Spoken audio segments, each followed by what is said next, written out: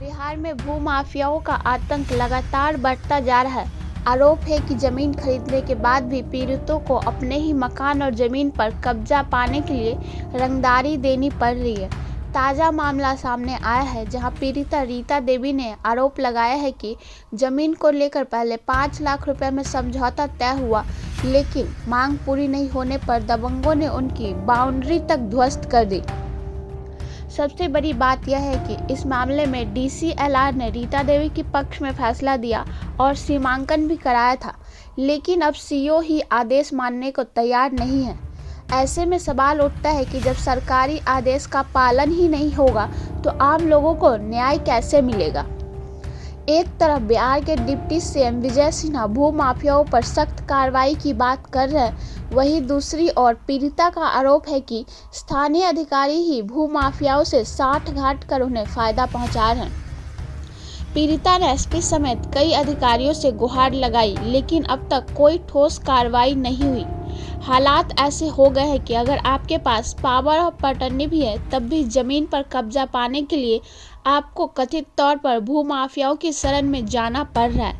बड़ा सवाल यह है कि आखिर कब तक आम लोग न्याय के लिए दर-दर भटकते रहेंगे और क्या सरकार के दावे जमीन पर उतर पाएंगे। क्या हुआ? मामला है कि जो भूमाफिया हमको ज़मीन दिया है, बलराम कुमार मंडल छोटी पहाड़ी का है, किस्मतिया देवी का बेटा, पार्षद की बेटा है। वो अपने पार्षद के धौंस में हमें ज़मीन दिए हैं। उन्होंने ही हमें ज़मीन रजिस्ट्री किया, पीलर पोजीशन दे के दिया गया। 2009 में पावर टर्निंग के साथ मुझे रजिस्ट्री किया गया है, जो कि पावर टर्निंग का भी मेरे यहाँ ये है, साक्ष्य है। अब उसके बाद जब हम 2009 से वही जोत कोड़ रहे थे, ज़मीन भी उन्हीं को अधीन में था, मेरा पोजीशन था। मेरे 7 फीट 8 फीट बाउंड्री होने के बाद उन्होंने दबंगी से हमसे 5 लाख रुपया मांगे। कौन मांगा? बलराम कुमार मंडल मांगे। अच्छा। कि हमको 5 लाख रुपया दीजिए, तब ज़मीन पर आप घेरिए, मकान बनाइए। हमने ज़मीन घेरने का कार्य कर रहे थे। 7 फीट दीवार मेरा उठ गई है, जिसकी अभी फ़ोटो माने मेरे वीडियो साथ है, जो कि उसको ध्वस्त करवा दिए संजय कुमार, राकेश कुमार, जो रीतू देवी मेरे बगलगीर हैं, जिनके से ध्वस्त कर दिया गया है। और उनके बाद हमने CO अंचल रजनीकांत सर से नापी के लिए दिया। उनकी नापी हुई, नापी में अमीन जो है कि चंदन भट्ट जी जो हैं, अभी ज़िले में है ADM के पास, उनकी नापी है। दूसरी नापी जो है DCLR, ये केस चला है। उसके बाद DCLR सीमांकन के लिए हमने बोला कि आखिर मेरा ज़मीन कहाँ है, तो उसके बाद DCLR ही इन लोगों को, हमने बलराम कुमार मंडल को और रीतू देवी को पार्टी बनाया हमने कि हम आखिर गलत नहीं हैं। इन लोगों ने वहाँ नहीं गए, जो कि मेरे पास लिखा हुआ है न्यायालय के DCLR मैडम के कि डाक द्वारा सम्मन जारी की गई है, उसमें इन लोग मुकदमे में नहीं आ रहे हैं। अब विवाद है इसलिए कि आपको नहीं उठाने दे रहे हैं। उठाने मेरा बलराम मंडल नहीं दे रहे हैं, भूमाफिया जिनके यहाँ दबदबा चल रही है। वो बोल रहे हैं अब तबर मांगे 5 लाख, जिनके हम सूचना थाना अध्यक्ष को दिए थे, DSP को दिए थे, जो थर आर थे। अब डिमांड है 30 लाख का। इसके बाद 30 लाख मांग रहे हैं हम। 30 लाख सिंपल फैमिली से आते हैं। कौन मांगा 30 लाख? बलराम मंडल मांग रहे हैं। बलराम मंडल क्या है? हाँ, भूमाफिया है। वो हमको कह रहे हैं कि नहीं दीजिएगा तो हम बसने यहाँ घर पंडित जी को बनने नहीं देंगे। हाँ, धमकी दे रहे हैं कि मेरे साथ जगह जगह मारपीट, जगह जगह ये करवा रहे हैं। कभी दाहिने से लड़ाई करवा रहे हैं, तो कभी इनके से हमको।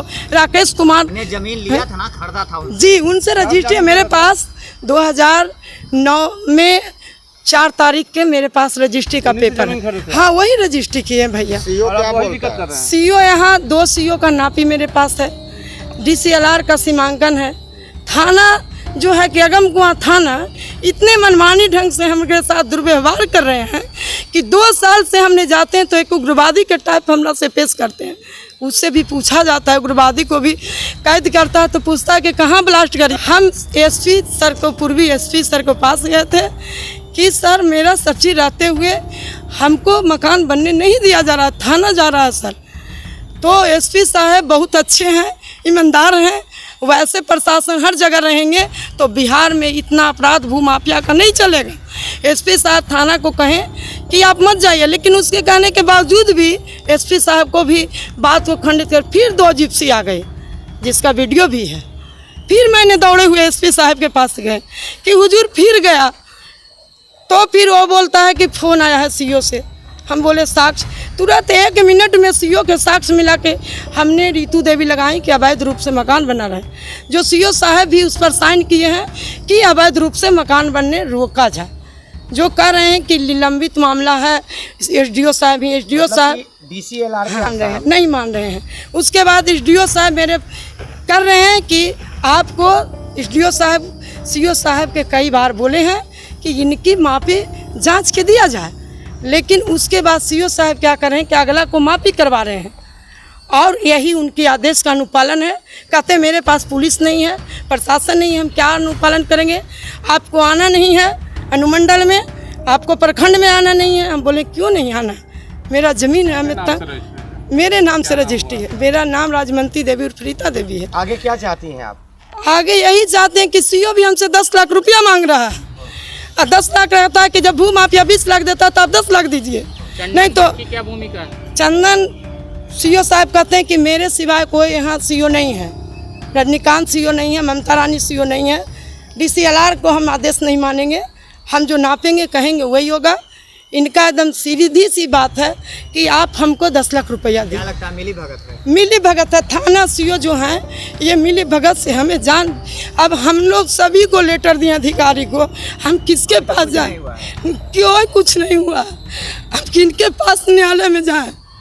कि मेरा दोस्त यही है कि मैं एक सीधे साधे फैमिली के हूँ, मैं जाति से ब्राह्मण हूँ, यही मेरा एक दोस्त है। मुख्यमंत्री से क्या गुहार लगाएंगे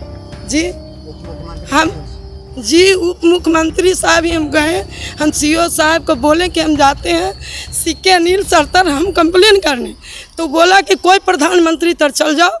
तो वो सर तो मीटिंग में थे, हम लोग से नहीं, पब्लिक से उस दिन मीटिंग था मंत्री जी का और सर का, लेकिन हम उनके जो सचिव हैं सुनील तिवारी सर के हमने एप्लीकेशन दे दिया, बोले कार्रवाई होगा, लेकिन अभी तक तो कोई कार्रवाई नहीं हुई।